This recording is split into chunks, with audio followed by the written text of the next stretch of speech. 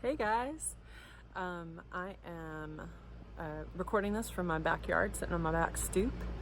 It's really nice out here. I don't know if you guys have been able to get outside, go for walks or go in your front yard, but it's been really pretty lately.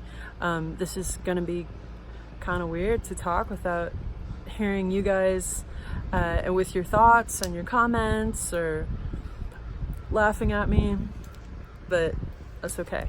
I'm here today to talk to you about drama. All of you guys have watched that play Into the Woods, hopefully. And we're going to talk a little bit about that play at the end of this video, trying to figure out if that was a comedy or a tragedy based on what we'll talk about in the next few minutes. So you've probably used the word drama or heard the word drama as someone who's really messy. Someone who comes along and like steals a boyfriend or a girlfriend or something. Someone might be like, we'll say like, oh, she's full of drama, I don't need her in my life, something like that. The definition of the word drama is a lot simpler of that. It comes from the Greek word action.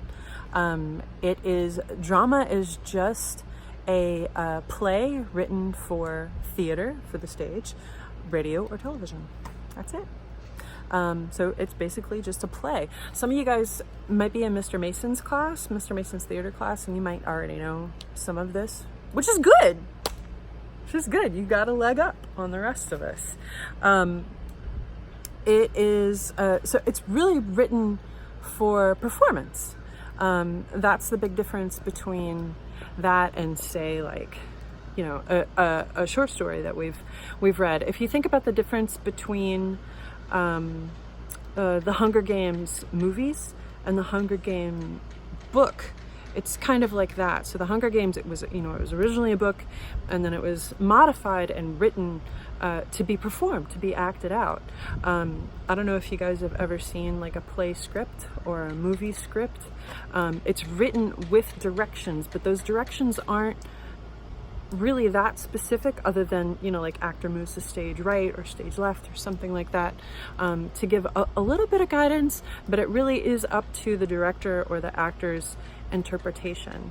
And that's why sometimes people prefer a book to a movie or a play, because they've already imagined how everything looks and how people act. And in plays, it comes alive in a different way. Like, for example, I'm sure you guys have heard of the play Hamlet by Shakespeare. So there's this scene in Hamlet where Hamlet and his mother get into a really big fight. Some directors interpret the scene between Hamlet and his mother having a fight as Hamlet kind of like comes on to his mother. Some directors interpret it that way. We don't know if that was really the writer's intention, because Shakespeare purposely left very little direction for it to go in. So it's pretty much just dialogue and some basic guidance. I'm just going to go into a little bit into the history of drama. It was like the Greeks and the Romans hundreds of years ago started writing for the stage. It was a big form of entertainment. In fact, writing for performance mainly stuck to the stage until radio came along, and then people would write scripts for voice performance, and then, as you know, television and movies came along, and you can, in a movie, because they're recording voices, you don't have to be as loud. If any of you guys have been in a play or taken theater, you kind of have to project your voice, because people have to hear you.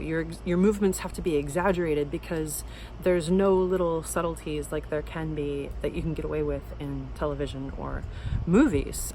People who are sitting way at the back of the room have to be able to hear you. So it started around, I would say 500, 400 BC. They started writing plays. The Greek and Roman dramas are referred to as classical dramas. They, not because, they're any better than the ones that we have now. They were just the first. They were symbolic, and they included music, dance, poetry, and audience participation.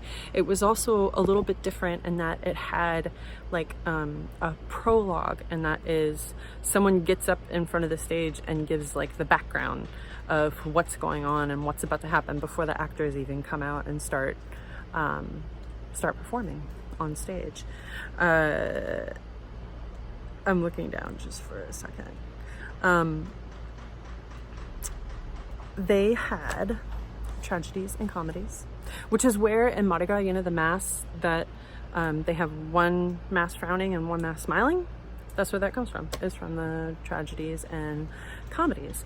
A tragedy, a character is like the hero of the story is presented with a series of challenges and they fail. Most of the time in tragedies, everyone dies. Antigone by Sophocles, which I'm about to talk about in a second, is an example of this. Comedies are where the hero is faced with the same set of circumstances, but things turn out good. Usually, like in a Shakespeare comedy, by the end, people get married or have families. Very few people die. Usually bad people just die. So it's more uplifting. So it doesn't mean that it's necessarily funny, although sometimes it is. And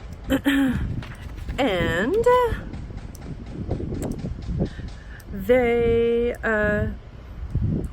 so in Antigone, written by Sophocles in about 442 BC. The plot's crazy. The plot is there's this woman named Antigone. She's a princess. Her brothers, the princes, they're all the children of Oedipus Rex. I don't know if you've heard of that guy. He's nuts. They're fighting over the throne. Both the brothers die, but one brother is not allowed to be buried properly. Antigone, the whole plot is she just wants to bury her brother. That's all she wants. But so she buries him. She's arrested and she's buried alive for it. That's a basic. More happens. More awful things happen. Everyone dies. But in this play, which is right here, which I will show you. It's very exciting. In this play, see here? See this? It's all backwards and everything. See how there's just one, like Antigone, she talks, and then, oh, wait, no, that's wrong. Hold, please. Aha! I found it. So, take a look. See, it's like Ismene has a line, and then Antigone has a line, and then line by line by line of just tragic, terrible things that are befalling. And then two people are talking, and then a chorus comes along. And in the Greek and Roman times, what a chorus was just a group of people who would sing, offering commentary on stuff that happened. Kind of like if you've ever watched The Muppets and you have Statler and Waldorf, like those two old guys who are sitting off the side and stuff would happen and they would make comments to each other and go, "Doo!" It's like that, only the chorus is not laughing. They know it's not funny. So I have a couple of questions for you at the end of this video for you to watch, and it's just some things to think about, and I will have another hopefully better quality video for you on Friday.